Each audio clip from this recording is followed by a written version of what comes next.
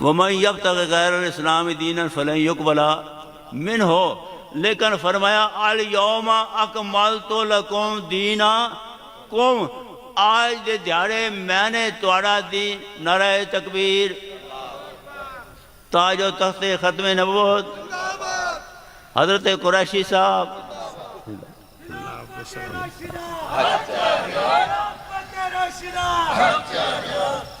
الْيَوْمَ أَكْمَلْتُ لَكُمْ دِينَكُمْ، اللہ تعالیٰ ارشاد فرمانے کہ آج دے دیہڑے میں نے تہاڑا دین مکمل کر دیتا۔ اور کس طرح دین بولو؟ اور صحابہ دا دین، اللہ دا دین۔ الحمدللہ وحدہ والصلاة والسلام علی من لا نبی بعدہ، اما بعد فاعوذ باللہ من الشیطان الرجیم، بسم اللہ الرحمن الرحیم۔ وما ارسلناک الا رحمتا للعالمین۔ عن ابی ہریرہ رضی اللہ تعالی عنہ قال قال رسول اللہ صلی اللہ علیہ وسلم الا انہا ستکون فتنہ، قلت وما المخرج منہا یا رسول اللہ؟ قال کتاب اللہ فیہ نبأ ما قبلکم وخبر ما بعدکم وحکم ما بینکم، هو الفصل لیس بالہزل، من ترکہ من جبار قسمہ اللہ، ومن ابتغى الهدى في غيره أذله الله، وهو حبل الله المتين، وهو الذكر الحكيم، وهو الصراط المستقيم۔ رواه الإمام الهمام الترمذي في جامعه۔ صدق الله العظيم وبلغنا رسوله النبي الأمي الكريم، ونحن على ذلك لمن الشاهدين والشاكرين، والحمد لله رب العالمين۔ میرے معزز دوستو، سیرت النبی صلی اللہ علیہ وآلہ وسلم کا مقدس عنوان ہے، اور میں اسی کے متعلق آپ کی خدمت میں چند معروضات پیش کر رہا ہوں۔ میں نے آج آپ کی اس کانفرنس کے لیے ایک لمبا سفر طے کیا ہے۔ میں کل اس وقت رحیم یار خان میں بات کر رہا تھا اور آج آپ کی خدمت میں موجود ہوں۔ بس آپ توجہ میری طرف رکھنا، میری آنکھوں میں آنکھیں ڈال کر بات سنیں، انشاءاللہ ہم سب کا وقت اللہ قیمتی بنائے گا۔ میرے دوستو، سیرت کہتے ہیں حالات اور کردار واقعات کو، تو سیرت النبی کا مطلب ہے ہمارے نبی کے حالات کیا ہیں۔ یہ بات طے ہے کہ جب بندہ دنیا میں آتا ہے تو اس کے حالات بھی شروع ہو جاتے ہیں، کوئی دنیا میں نہ پہنچا ہو تو اس کی حالت بھی شروع نہیں ہوتی۔ جب دنیا میں پہنچائیں پھر دنیا کی باتیں پتہ ہوتی ہیں، پھر دنیا اس کے بارے میں اپنا تبصرہ بھی پیش کرتی ہے۔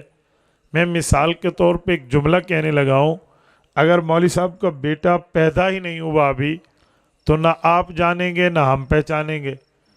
جب وہ پیدا ہو کے دنیا میں آئے گا پھر نام بھی پتہ چلے گا، کام بھی پتہ چلے گا۔ جب پیدا ہی نہیں ہے تو پہچان ہی نہیں ہے۔ پہچان تو تب ہے جب پیدائش ہوگی۔ یہ دنیا میں ہر آدمی کے ساتھ اصول ہے۔ ہمارے نبی پاک صلی اللہ علیہ وسلم وہ ہیں جو پیدا نہیں ہوئے، دنیا انہیں جانتی بھی ہے، دنیا انہیں پہچانتی بھی ہے۔ دنیا میں آؤ تو دنیا جانے، یہ تو عام بندے کا معاملہ ہے۔ دنیا میں نہ ہو دنیا جانے، یہ خاص الخاص معاملہ ہے جو ہمارے نبی کے ساتھ ہے۔ میں اسی پر چند دلائل آپ کی خدمت میں رکھوں گا کہ ہمارے نبی ابھی آئے نہیں تھے، آنے سے پہلے میرے پاک پیغمبر کی پہچان دنیا میں ہو چکی تھی۔ مثلا یہ دنیا کی ابتدا ہوئی ہے اور حضرت آدم علیہ السلام نبی بن کے تشریف لائے ہیں۔ حضرت آدم اس دنیا کے پہلے فرد ہیں اور اماں حوا اس دنیا کی دوسری فرد ہے۔ اماں حوا اور حضرت آدم انہیں اللہ کے بعد تعارف کرایا گیا تو محمد الرسول اللہ کا کرایا گیا۔ حضرت آدم علیہ السلام کو بھی اللہ کے بعد تعارف محمد الرسول اللہ کا ہے، اور حضرت اماں حوا کو بھی تعارف حضرت آدم علیہ السلام کے بعد حضرت رسول اللہ کا ہے۔ کیا مطلب؟ کیسے؟ میں یہ دونوں واقعات آپ کی خدمت میں رکھتا ہوں۔ حضرت آدم جب دنیا میں تشریف لائے تھے تو اس سے پہلے جنت میں تھے۔ جنت میں اللہ رب العزت نے فرمایا تھا لا تقربا هذه الشجرہ، یہ گندم کا جو پودا ہے اس کے قریب آپ نے نہیں جانا۔ حضرت آدم علیہ السلام چلے گئے ہیں تو یہ نافرمانی اور گناہ نہیں ہے بلکہ یہ بھول ہے۔ قرآن کریم نے اس کو بھول فرمایا ہے۔ اللہ تعالیٰ ارشاد فرماتے ہیں وَلَقَدْ أَهِدْنَا إِلَىٰ آدَمُ مِن قَبْلُ فَنَسِيَ، کہ ہم نے حضرت آدم سے پرومس لیا تھا، وعدہ اور عہد لیا تھا، پیمان اور میثاق تھا کہ آپ نے یہ کام نہیں کرنا، تو فنسیہ، وہ بھول گئے تھے۔ وَلَمْ يَجِدْ لَهُ عَزْمًا، ان کے یہ کام کرنے کا ارادہ ہی نہیں تھا۔ اس سے پتہ چلا نبی میں گناہ نہیں ہے لیکن بھول تو ہے نا۔ حضرت آدم بھول گئے، اماں حوا اور حضرت آدم اس درخت کے پاس چلے گئے تو رب کریم نے فرمایا اب آپ کو زمین پہ جانا ہوگا۔ وَلَكُمْ فِيهَا مُسْتَقَرٌّ وَمَتَاعٌ إِلَىٰ حِينٍ، جو زمین میں آپ نے جانا ہے تو ایک وقت مقررہ تک آپ نے زمین میں رہنا ہے۔ یہ دنیا تو چلنی تھی، وہ ایک وجہ بنی زمین پہ آنے کی، تو حضرت آدم زمین پہ تشریف لائے، لیکن اپنی بھول کی برابر معافی مانگتے رہے۔ اے اللہ بھول کی معافی دے دے، اے اللہ بھول کی معافی دے دے۔ اب آپ کے ذہن میں سوال آئے گا کہ بھول تو معاف ہے، تو بھول کی معافی کیا ہوتی ہے؟ یاد رکھیں بھول کی معافی کا معاملہ امتی کا معاف ہے، بھول کی معافی کا معاملہ اللہ اور اللہ کے نبی کا یہ ایک اہم معاملہ ہے۔ تو وہاں وہ معافی مانگ رہے تھے اپنی بھول کی۔ کتنے تک معافی مانگی؟ اسرائیلی روایات ہیں، قرآن و سنت میں اتنی تفصیل نہیں ہے کہ وہ عرصہ کتنا تھا۔ اسرائیلیات میں ہے کہ 300 سال تک حضرت آدم نے دعائیں مانگی لیکن جواب نہیں آ رہا تھا، اللہ کا جواب نہیں آ رہا کہ آدم ہم نے آپ کو بھول کی معافی دے دی۔ روزانہ دعائیں مانگتے، ایک دن دعا کے لفظ بدلے، ربنا ظلمنا انفسنا وان لم تغفر لنا وترحمنا لنکونن من الخاسرین مانگتے رہے، ایک دن لفظ بدلے۔ یہ لفظ ہمیں پورا واقعہ بتاتے ہیں، اور یہ واقعہ ہمارے نبی پاک صلی اللہ علیہ وسلم نے خود سنایا ہے۔ مستدرک کے حاکم میں ہے، حضرت عمر رضی اللہ عنہ راوی ہیں، وہ فرماتے ہیں ہمیں ہمارے پاک پیغمبر نے فرمایا کہ آپ کو پتہ ہے آپ کے اور ہمارے والد حضرت آدم کی بھول کی معافی کیسے قبول ہوئی؟ یا رسول اللہ آپ بتائیں۔ فرمایا حضرت آدم نے دعا کے الفاظ میں میرا واسطہ یعنی محمد الرسول اللہ کا واسطہ دیا تھا، اللہ نے بھول کی معافی عطا فرما دی۔ اب وہ واسطہ کیا تھا؟ حضور پاک نے پوری بات بتائی، حضرت عمر نے پوری حدیث ہمیں سنائی، امام حاکم نے پوری حدیث لکھوا کے امت کو دی ہے۔ وہ حدیث یہ ہے کہ حضرت آدم نے یوں مانگا اللہم انی اسألوک بحق محمد ان تغفر لی، اے مولا مجھ سے بھول ہوئی لیکن محمد صلی اللہ علیہ وسلم کے وسیلے سے آپ میری بھول معاف فرما دیں۔ حضرت آدم علیہ السلام نے جب یہ لفظ کہا تو حضور پاک نے فرمایا اللہ نے فوراً پوچھا یا آدم کیف عرفت محمد ولم اخلقہ، آدم اب تو ہم نے انہیں دنیا میں پیدا کر کے نہیں بھیجا، آپ کو محمد کریم صلی اللہ علیہ وسلم کا تعارف کیسے ہے؟ باوجود ہے کہ اللہ کو پتہ ہے، اللہ کے علم میں ہے، لیکن اللہ جل شانہ ان کے منہ سے سننا چاہ رہے ہیں تاکہ امت کے سامنے حضور پاک کی فضیلت مزید ظاہر ہو جائے۔ حضرت آدم کو جو اب تک جواب نہیں آیا اور اب جواب آیا تو امید مزید قوی اور مضبوط ہو گئی کہ اب مجھے معافی ملنے والی ہے۔ عرض کرنے لگے اللہ میں انہیں اس وقت سے جانتا ہوں جس وقت میں نے آپ کے سامنے ٹھہر کے آنکھ کھولی تھی۔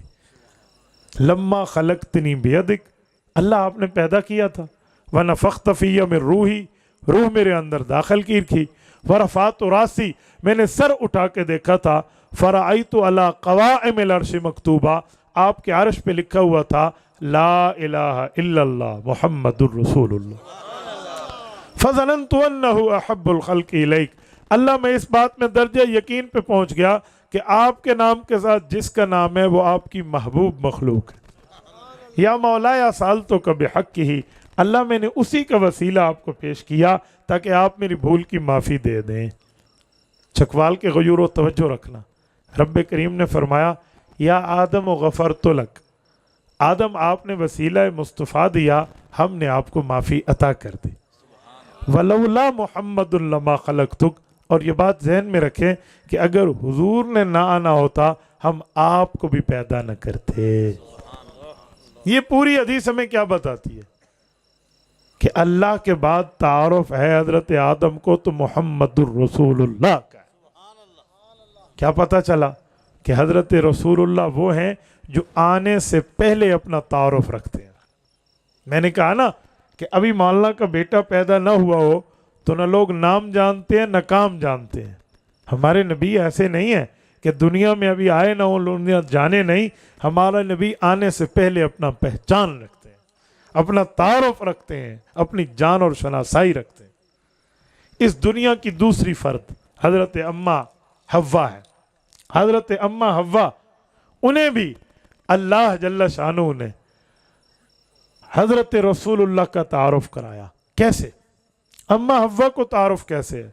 अम्मा हव्वा निस्बत में तो माँ है, उम्मे इंसानियत है, और हजरत अम्मा हव्वा को तारुफ, जी हाँ। आप मुझे बताएं, जब हम दुनिया में कपल जोड़े का निकाह करते हैं, जोड़ा बनता है निकाह के बाद, ये मियाँ या बीवी है, वाइफ एंड हस्बैंड, तो हम निकाह में जहाँ बाकी निकाह के शरात पूरी करते हैं तो वहाँ निकाह का वाजिब हक के महर है। हक महर अदा होता है या हक महर की अदायगी तय होती है, उसके बाद जाके निकाह वाक़ होता है। आप और हम जानते हैं कि जो हक महर है ये लाजिम है। कुरान करीम ने सूरत नंबर 33 सूरत आज़ाब में 22वें पारे में हमें बताया, क़द अलिमना मा फ़रज़ना अलैहिम फ़ी अज़वाजिहिम, फरमाया ए लोगो, हमने यानी अल्लाह ने तुम्हारे लिए तुम्हारी घर वालियों के निकाह पर हक के महर को तय कर दिया है। हक के महर लाजिम है। अब कितना है, हमें हमारे पाक नबी ने मसला बताया है।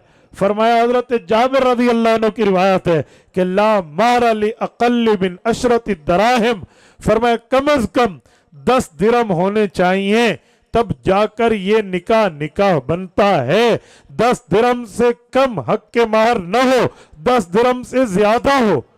आज के दौर में 10 दिरहम, हुजूर के चांदी वाले दिरहम का हिसाब लगाएं तो कम अज कम आज 24 सितंबर 2025 को बात कर रहा हूं, 10,000 रुपए पाकिस्तानी सिक्का राइजुल वक्त बते। ये इतने पैसे हो तो हुजूर के दौर में जो चांदी के दिरहम थे वो 10,000 दिरहम वो 10 दिरहम बन सकते हैं। मैं दुबई वाले 10 दिरहम नहीं कह रहा कि कहीं आप इस करेंसी को समझें। मैं उस जमाने के 10 दिरहम की बात कर रहा हूं जो हुजूर के जमाने में थे। अब सुने, ये तो कम से कम अकमार है, ज्यादा कितना दें? तो कुरान कहता है वह आतई तुम इहदाहुन्ना किंतारा, फरमाया तुम में अगर किसी शख्स ने अपनी बीवी को सोने का ढेर भी देना हो तो तब भी जायज है। तो हक के महर कम अज कम भी आ गया, ज्यादा भी आ गया, और ये वाजिब है। आओ, मैं सीरतुन नबी पर बात कर रहा था कि अम्मा हव्वा का हक महर क्या था। आप हजरत अम्मा हव्वा का हक महर तलाश कर लें, आपको पता चल जाएगा कि अल्लाह के बाद मुहम्मदुर रसूलुल्लाह का तारुफ हुआ है। मसलन हजरत अम्मा हव्वा का हक महर, मैंने इसके लिए बड़ी किताबें ढूंढी, बड़े हवाले ढूंढे। आप में से अक्सर बंदों के सामने हवाला पहली मर्तबा आएगा। मैंने इस पर मेहनत की है, मैं हवाले के साथ आपकी खिदमत में बात कर रहा हूँ, मैं हवाला दे रहा हूँ। यूं नहीं कह रहा जैसे लोग की हवाला दे देने थे फिर अल्लाह दे हवाले, ऐज नहीं। उथू आवाज आई तो उथू आवाज आई। हम बाय बुक बात करते हैं, विद प्रूफ बात करते हैं, विद एविडेंस बात करते हैं। मैं सवाल का जवाब दलील के साथ आपकी खिदमत में रखता हूं कि अम्मा हव्वा का हक के महर क्या था। अम्मा हव्वा को हजरत आदम ने कोई सोना नहीं दिया हक के महर में। उस वक्त कोई गोल्ड वालों की दुकान चांदी वालों की नहीं थी कि चांदी दियो, गोल्ड दिया हो। कोई हजरत अम्मा हव्वा को सिल्वर दिया गया हो, कोई प्लैटिनियम, इस तरह डायमंड और हीरे की चीजें, या कोई प्लॉटिंग दी गई हो भाई इतने कनाल ले लें। उस जमाने में कोई प्रॉपर्टी डीलर और इस तरह बंटवारा करने वाले पटवारी मौजूद नहीं थे। तो क्या दिया था? कोई बैंक दौलत पाकिस्तान, बैंक दौलत हिंदुस्तान भी मौजूद नहीं था, पैसे नहीं थे। तो वो ज़माना जो था, उस ज़माने के शायान शान हक के माहर क्या था? हज़रत इमाम शम्सुद्दीन सखावी रहमतुल्लाह अलैह अल कौलुल बदी में लिखते हैं, अल कौलुल बदी फिस सलात अलल हबीबी शफी, फरमाया हज़रत आदम के हक के माहर की अदायगी का वक्त आया तो रब्बे करीम ने हज़रत आदम और अम्मा हव्वा को फरमाया आप ये काम कर लें, जब ये काम मुकम्मल हो जाएगा अम्मा हव्वा का हक माहर पूरा हो जाएगा। चकवाल के गयूरो, वो क्या हक का माहर था? तो फरमाने लगे अमहर आदम अलैहिस्सलाम हव्वा अलैहिस्सलाम अशरु सलावातिन अला नबीना अलैहिस्सलाम, फरमाया हजरत आदम और अम्मा हव्वा ने 10 मरतबा दरूद पाक हजरत रसूलुल्लाह के लिए पढ़ा था, रब ने हक के माहर अदायगी का फरमा दिया था। 10 मरतबा दरूद शरीफ हक के माहर अम्मा हव्वा का हजरत आदम ने जो अदा किया है वो 10 मरतबा दरूद शरीफ है। उस जमाने में ये तालीम अल्फाज ये हक माहर बन सकते थे। हमारी शरीयत में माल मुतक़व्वम शर्त है, इसलिए अब माली तौर पे हक माहर देते हैं। तो हजरत आदम अलैहिस्सलाम को भी अल्लाह के बाद मुहम्मदुर रसूलुल्लाह का तारुफ हुआ है, और हजरत अम्मा हव्वा को भी हक के माहर के वक़्त अल्लाह के बाद मुहम्मदुर रसूलुल्लाह का तारुफ। मैंने कहा मेरे नबी वो हैं जो आने से पहले अपनी पहचान रखते हैं, आने से पहले अपना तारुफ रखते हैं। मेरे दोस्तों, और सिर्फ यहाँ पर बस नहीं है कि इस दुनिया के पहले 2 इंसानों को अल्लाह ने अपने बाद रसूलुल्लाह का तारुफ कराया है, यह सिलसिला आगे भी चला है। अगर मैं इससे आगे चल के बात करूं तो मैं आपके सामने कुरान करीम पढ़ने लगा हूं। हज़रत मूसा अलैहिस्सलाम की कौम को हज़रत मूसा ने मुहम्मदुर रसूलुल्लाह सल्लल्लाहु अलैहि वसल्लम का तारुफ कराया था। साहिब तौरात नबी के तौरात में हमारे नबी पाक का जिक्र था। हज़रत ईसा अलैहिस्सलाम ने अपनी कौम को अल्लाह के बाद मुहम्मदुर रसूलुल्लाह का तारुफ कराया था, क्योंकि इंजील में भी हमारे नबी पाक के तज़किरे मौजूद है। मैं आपके सामने कुरान पढ़ने लगा हूँ। सूरतुल फथ आखिरी रकू 26वां पारा, अल्लाह फरमाते हैं ज़ालिका मसलुहुम फित तौराती व मसलुहुम फिल इंजील। ये आयत रब ने शुरू की है मुहम्मदुर रसूलुल्लाही वल्लज़ीना मअहू, फरमाया मोहम्मद सल्लल्लाहु अलैहि वसल्लम ऐसे हैं और इनके ऊपर ईमान लाने वाले ऐसे हैं। हुजूर पाक की दावा नबुव्वत पेश करके हुजूर के सहाबा के अफ़आल व अक़वाल को जिक्र किया, अमाल व कैफियत को जिक्र किया, और रब्बे करीम ने फरमाया अशिद्दा व रहमाउ बैनहुम, हुजूर पाक के सहाबा ऐसे हैं वल्लज़ीना मअहू अशिद्दाउ अलल कुफ़ारी रहमाउ बैनहुम, काफिर के मुकाबले में सख्त हैं, आपस में रहम दिल हैं। तराहुम रुक्कान सुज्जदा, आप इन्हें रकू करते सजदा करते देखेंगे। यब्तगून फज़लन मिनल्लाहि व रिज़वाना, ये अल्लाह का फजल उसकी रज़ामंदी को तलाश करते हैं। सीमाहुम फी वुजूहिहिम मिन असरिस सुजूद, इनके चेहरे में इनकी इबादत का असर मौजूद है। ज़ालिका मसलुहुम फित तौराती व मसलुहुम फिल इंजील, ये हुजूर पाक और हुजूर की जमात इतनी मुक़द्दस मुअम्बर तैयब ताहिर बासआदत बामुतहर है कि इनका जिक्र कुरान से पहले तौरात में है, कुरान से पहले इंजील में। ज़ालिका मसलुहुम में जहां सहाबा मुराद हैं वहां हुजूर की जात अव्वल मुराद है, अव्वल मुराद है, तौरात में भी और इंजील में भी। कैसे मालूम था? ये मैंने तीसरी दलील दी है। आओ मैं चौथी दलील अर्ज करने लगा हूं। कुरान करीम बताता है कौम मूसा हुजूर को जानती भी थी, मानती भी थी। क्या वो कैसे? आप उठाइए सूरत नंबर 2 सूरतुल बकरा 10वां रकू पहला पारा आयत नंबर 91, रब्बे करीम फरमाते हैं वकानु मिन क़ब्लु यस्तफ्तिहूना अलल्लज़ीना कफ़रू, फरमाया मूसा अलैहिस्सलाम की कौम जब काफिर कौम से जिहाद करने के लिए मैदान जिहाद में उतरती थी तो जहां अपनी फतह नुसरत कामयाबी, कामरानी की दुआएं मांगती थी, तो उन दुआओं में लफ्ज कहती, ए अल्लाह जो आखिरुज़्ज़मान नबी आना है उसके वसीले से हमें फतह अता फरमा दे। वकानू, फरमाया ये लोग यस्तफ्तिहूना, ये फतह तलब करते थे, अलल्लज़ीना कफरू, हुजूर का वसीला देकर काफरों के ऊपर। इससे पता चला मूसा अलैहिस्सलाम की कौम हजरत मूसा की ज़बान से सुन चुकी थी मुहम्मदुर रसूलुल्लाह कौन होंगे। मूसा अलैहिस्सलाम की कौम तौरात पढ़ चुकी थी कि हुजूर पाक का रुतबा, मकाम, मर्तबा, दर्जा, हैसियत और वैल्यूज क्या होंगी। इसलिए वो मैदान जंग में अपनी फतह और नुसरत की कामयाबी की दुआएं हुजूर के वसीले के साथ मांगा करती थी। आओ मैं आपकी खिदमत में 5वीं दलील पेश कर रहा हूं। 28वां पारा, सूरत सफ, सूरत का पहला रकू। हजरत ईसा अला नबीना अलैहिस्सलातु वस्सलाम अपनी कौम से मुखातिब हैं और हजरत अपनी कौम को कहते हैं व मुबश्शिरम बिरसूलिन यअती मिन बाद इस्मुहु अहमद। कह लोगो, अल्लाह ने मेरी जिम्मेदारी लगाई, मेरी ड्यूटी है कि मैं ऐलान कर दूं, खुशखबरी दे दूं कि मेरे बाद मुहम्मदुर रसूलुल्लाह आने वाले हैं। यहाँ लफ्ज़ अहमद, हमारे नबी पाक के कई नाम हैं। हुजूर पाक का ज़मीन पे नाम मोहम्मद है, आसमान पे नाम अहमद है। मोहम्मदुन, अहमदुन, हामिदुन, महमूद, तय्यबुन, कासिमुन, आकिबुन, फाहिदुन, फाहदुन, शाहदुन, मशहूद, हुजूर पाक के नाम मौजूद हैं। कई अस्माए मुस्तफ़ा हैं। आप कुरान करीम के आखिरी सफ़े को उठा के देख लें मेरे साथियों, तो हुजूर पाक का नाम अहमद। हज़रत ईसा ने लफ्ज़ बोला व मुबश्शिरम बिरसूलिन यअती मिन बाद इस्मुहु अहमद। मेरी ड्यूटी ये है कि मैं खुशखबरी दे दूं कि मेरे बाद मुहम्मदुर रसूलुल्लाह आने वाले हैं। क्या ये बात साबित नहीं करती कि हमारे नबी अभी आए नहीं हैं, आने से पहले अपना तारुफ रखते हैं, अपनी पहचान रखते हैं। हमारे नबी का तो मामला इतना बुलंद बाला, अरफ़ व आला, बरतर व बाला है कि आने से पहले दुनिया जानती भी है, दुनिया मानती भी है।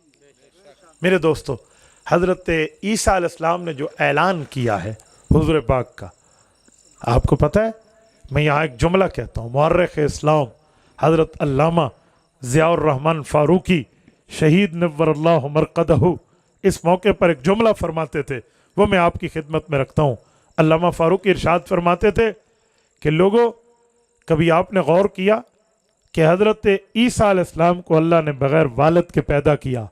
कभी आपने गौर किया कि हजरत ईसा को अल्लाह ने बग़ैर मौत के आसमान पे उठाया? का इसकी कई वजह होंगी। एक वजह हमारे नबी की आमद की खुशखबरी का ऐलान भी है कि अल्लाह ने हजरत ईसा को इनके लिए इतना भेजा कि इनके वालिद का इंतज़ार नहीं किया, और जब इनने ऐलान कर लिया फिर इन्हें आसमान पे उठाया कि इनकी मौत का इंतज़ार नहीं किया। बड़ों की बड़ी बात होती है। मैं अल्लामा फ़ारूकी का जुमला आपकी खिदमत में नकल कर रहा हूँ। मेरे दोस्तों, हजरत ईसा अलैहिस्सलाम नबी पाक सल्लल्लाहु अलैहि वसल्लम की आमद का ऐलान कर रहे हैं। इससे पता चला हमारे नबी अपनी आमद से पहले अपना इंट्रोडक्शन, अपना तारुफ रखते हैं। मेरे साथियों, नबी पाक सल्लल्लाहु अलैहि वसल्लम इतना बड़ा रुतबा, इतना बड़ा मर्तबा, इतनी बड़े दर्जे और हैसियत के हामिल हैं। आओ मैं एक दलील मजीद आपकी खिदमत में रखता हूँ। तवज्जो, 5 के बाद 6 नंबर की दलील। हज़रत रसूलुल्लाह सल्लल्लाहु अलैहि वसल्लम की आमद से पहले, हज़रत रसूलुल्लाह के दुनिया में पहुँच से पहले एक बादशाह गुजरा है, यमन के हमीरी कबीले से ताल्लुक़ रखता था, जिसका नाम शाह तुब्बा था। कुरान करीम ने भी तुब्बा के लफ्ज़ को अल्फाज कुरान में जिक्र करके कौम तुब्बा की बात फरमाई है। ये कौम तुब्बा का बादशाह शाह तुब्बा, ये कौन था? हमीरी कबीले का, यमन का बादशाह है। ये अपने साथ अपनी पूरी पलटून को लेकर सफ़र करता था, अपने वज़रा, मुशीरीन, इनकी जमात को लेकर। कहते हैं एक मरतबा इसने सफ़र करना था मुल्क शाम का, और जब ये अरब की सरजमीन से गुज़रा तो मदीना तैयबा की बस्ती से गुज़रा। उस वक्त इस बस्ती का नाम यसरब की वादी थी। तो रात को क़याम किया, क्योंकि दिन को सफ़र होते थे, रात को उस वक्त कोई लाइट्स का इंतज़ाम तो नहीं था, इसलिए रात को क़याम करते थे। आजकल मामला बदल गया है, लोगों के लंबे सफ़र हों तो दिन को सोते हैं और रात को सफ़र करते हैं। तो उस वक्त रात को सोते थे, दिन के सफ़र थे, तो रात को क़याम किया।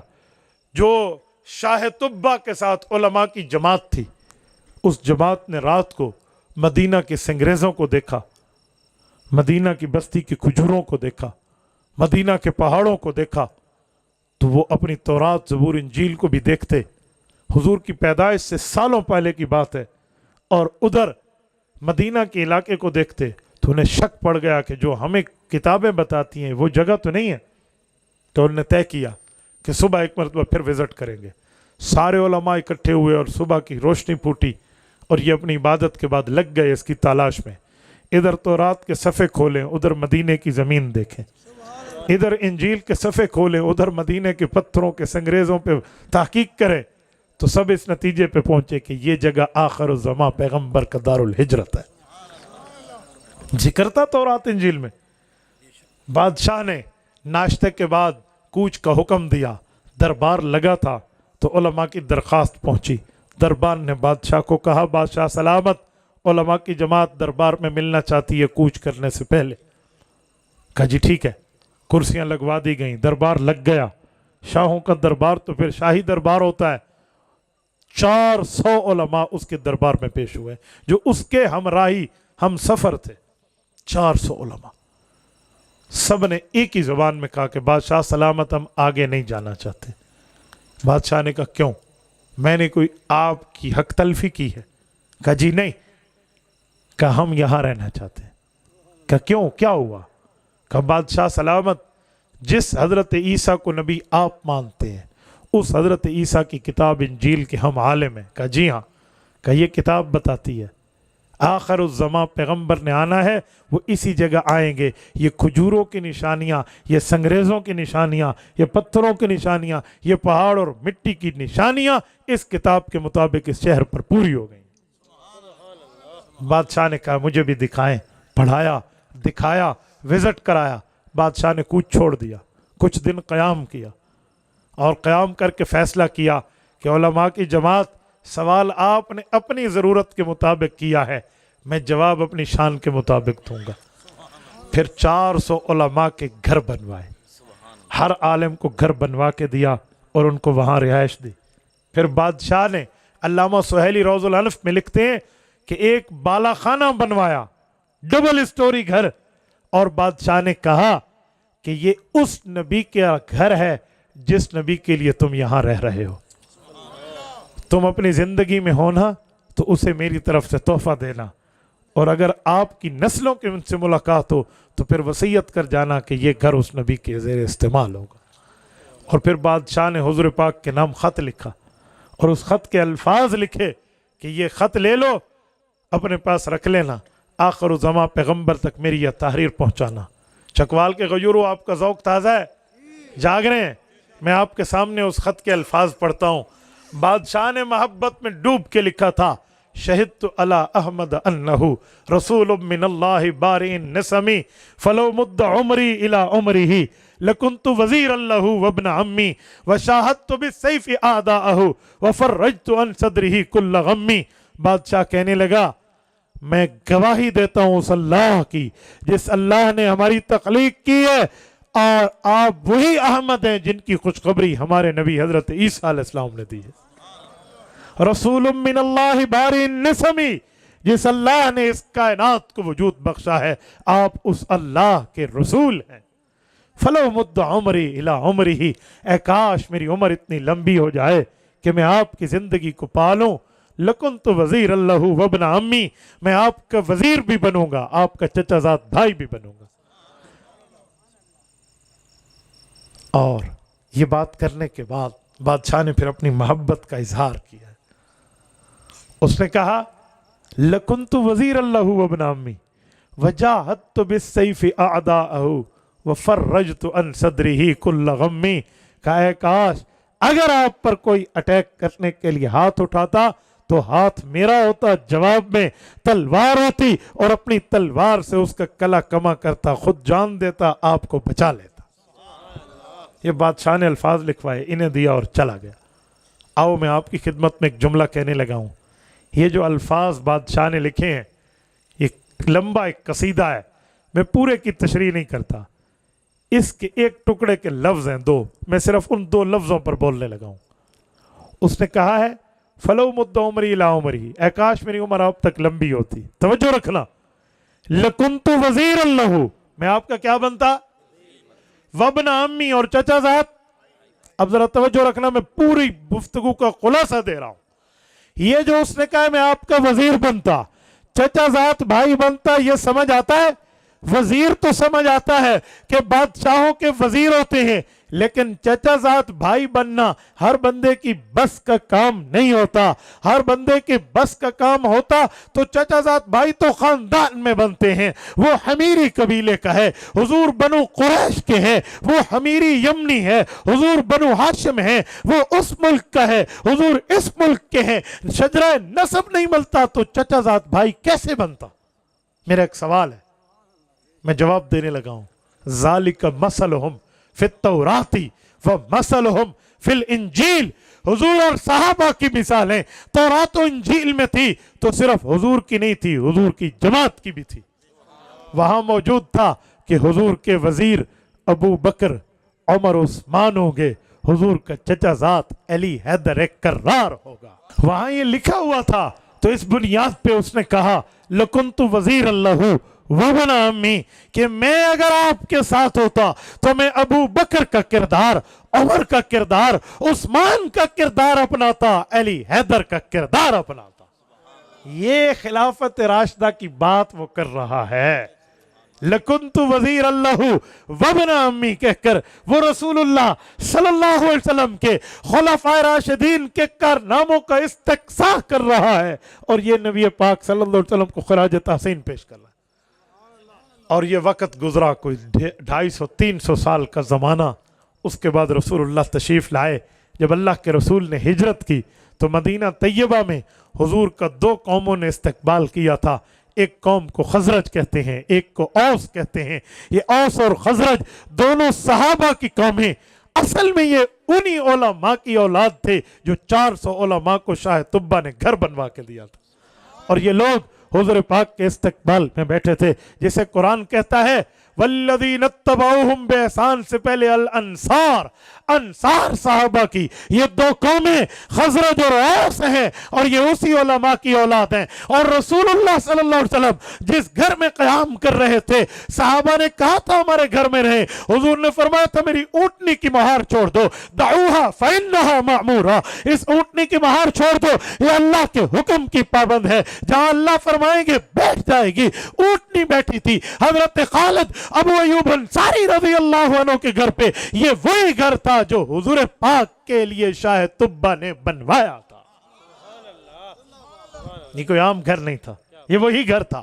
علماء نے لکھا ہے کہ حضور پاک کا نام دیا جاتا ہے ابو ایوب انصاری حضرت خالد رضی اللہ عنہ کو کہ میزبان رسول حضور ہیں، مہمان ابو ایوب کا. اگر گہرائی کی نظر سے دیکھو تو حضور میزبان ہے کہ گھر ان کا ہے، مہمان ابو ایوب انصاری ہیں. کا حضور میزبان ہے، گھر ان کا ہے، بنوایا ان کے لیے گیا تھا، تعمیر ان کے لیے ہوا تھا، کنسٹرکشن ان کے لیے ہوئی تھی. تحفہ، ہبہ، گفٹ حضور پاک صلی اللہ علیہ وسلم کے لیے سالوں پہلے شاہ طبہ بنوا کے گیا تھا. نبی اقدس صلی اللہ علیہ وآلہ وسلم کی ترتیب کے لیے، نبی پاک صلی اللہ علیہ وآلہ وسلم کی عزت و تکریم کے لیے، حضور کی ناموس کے لیے، حضور کی رعایت کے لیے یہ شاہ طبہ نے مدینہ کا گھر بنوایا نبی پاک صلی اللہ علیہ وسلم کے لیے. اور رب کریم نے اسی جگہ حضور کو پہنچایا. کتنا اخلاص ہوگا اس شاہ طبہ میں جس نے حضور پر مال خرچ کیا تھا. آپ اندازہ لگائیں اتنے سالوں کے بعد، اتنی مدت گزرنے کے بعد، اتنے زمانے گزرنے کے بعد، اتنے عرصہ گزرنے کے بعد اس کا اخلاص، اس کی للہیت، اس کا تقوی، طہارت، پاکیزگی، نبی پاک سے محبت، اللہ کی اطاعت، دین پر خرچ، حضور کی محافظت، رسول اللہ صلی اللہ علیہ وسلم کی معاونت، اس کی کتنی گہرائی کے دل میں، دل کی گہرائیوں میں چھپی ہوگی کہ جس کو اتنے 100 سال کے بعد اللہ نے عملی جامہ پہنا کر حضور کو وہاں رہائش دیا. میرے ساتھیوں، نبی پاک صلی اللہ علیہ وآلہ وسلم وہ ہیں جو اپنے آنے سے پہلے اتنی پہچان رکھتے ہیں. میں نے اس پہ دعویٰ کیا تھا آپ کی خدمت میں کہ حضور پاک وہ ہیں جو آنے سے پہلے تعارف رکھتے ہیں. کسی کا بیٹا پیدا ہونے سے پہلے دنیا جانتی نہیں ہے ہی کون, پیدا ہونے کے بعد انہیں پتہ ہوتا ہے کہ جی کون ہے. لیکن میرا نبی وہ نہیں ہے کہ دنیا میں آئے دنیا پہچانے. دنیا میں آنے سے پہلے کوئی پہچان رکھتا ہے تو وہ محمد مصطفیٰ رکھتے ہیں صلی اللہ علیہ وسلم. میرے ساتھیوں, قاسم العلوم والخیرات کے علوم کے شارح حضرت شیخ الہند کے شاگرد مولانا مناظر حسن گیلانی رحمہ اللہ نے اسی کے لیے لکھا تھا کہ یوں تو سب آتے ہیں, سبھی کے لیے آتے ہیں دنیا میں جانے کے لیے. ایک ہی ہستی محمد الرسول اللہ ہے جو آیا ہے آنے کے لیے, آ کر چھا جانے کے لیے. یہ حضور کی ذات ہے. نبی پاک صلی اللہ علیہ وسلم کے آنے سے پہلے اللہ نے اتنے انتظام فرمایا. تو میں نے یہ 6 دلیلیں آپ کی خدمت میں سمجھانے کے لیے رکھی ہیں. جیسے ہم تبلیغ کے 6 نمبر مانتے ہیں, یہ بھی 6 دلیلیں رسول اللہ کی ذات اقدس کے لیے آپ کے سامنے ہونی چاہیے کہ ہمارے نبی پاک وہ ہیں, آنے سے پہلے اللہ نے ان کو اتنا اعزاز دیا ہے. تو ہمارے لیے کتنا کرم, کتنا فضل, کتنا احسان, امتنان, رب کا فضل ہے کہ اللہ نے ہمیں اس نبی کا امتی بنایا ہے, ہمیں حضور پاک کی امت میں سے بنایا ہے. میرے دوستو, آج ہم حضور کی شان سن کے تو جزاک اللہ, سبحان اللہ, ماشاء اللہ, الحمدللہ یہ کہہ رہے ہیں. بہتر یہ ہے کہ ہم اپنی زندگی کو بھی رسول اللہ کی طرح بنائیں. اپنی بود و باش, لیونگ سٹائل, اپنا اٹھنا بیٹھنا, اپنا اوڑھنا بچھونا سرکار کی تعلیمات کے مطابق ہونا چاہیے. میں کسی پر اعتراض کر کے شرمندہ نہیں کر رہا, لیکن اس موقع پہ کہنا ضروری سمجھتا ہوں. میرے دوستو, حضور جیسا لباس بھی ہو, حضور جیسی شکل بھی ہو, پیغمبر مصطفیٰ صلی اللہ علیہ وسلم جیسی شکل ہو. جیسے ہمارے نبی پاک کو رب کریم نے شکل عطا فرمائی تھی, ہماری چہرہ بھی ویسے ہونا چاہیے. جن دوستوں کا نہیں ہے وہ اس پر اللہ سے مانگیں کہ اللہ ہم غلطی کر رہے ہیں, اللہ ہمیں حضور جیسا چہرہ عطا فرما دے. اللہ سے مانگیں. اپنے آپ کو بندہ گناہگار سمجھے تو ایک دن توبہ کی توفیق ملتی ہے, اور بندہ اپنے آپ کو گناہگار نہ سمجھے تو پھر بغیر توبہ کے دنیا سے جاتا ہے. ہم جب مر جائیں گے ہماری سر سے ٹوپی پگڑیاں اتر جائیں گی, ہمارے جسم سے قمیض معاملہ گیا, ہم ایک ہی کپڑے میں لپیٹ کے جائیں گے, وہی کفن ہوگا. اگر کوئی چہرے پر سنت ہے تو وہ نشانی اس داڑھی مبارک کی ہے جو ہمارے ساتھ قبر میں بھی جائے گی. میرے دوستو, حق یہ ہے کہ ہم حضور پاک کی تعلیمات, حضور کے فرمان, رسول اللہ صلی اللہ علیہ وآلہ وسلم کے احکام پہ عمل کرنے والے بن جائیں. اللہ جل شانہ آپ کو اور ہمیں صراط مستقیم عطا فرمائے, دین اسلام پر, دین حنیف پر عمل کی توفیق عطا فرمائے. جزاکم اللہ تعالی. اقول قولی ھذا واستغفر اللہ وآخر دعوانا ان الحمد للہ رب العالمین.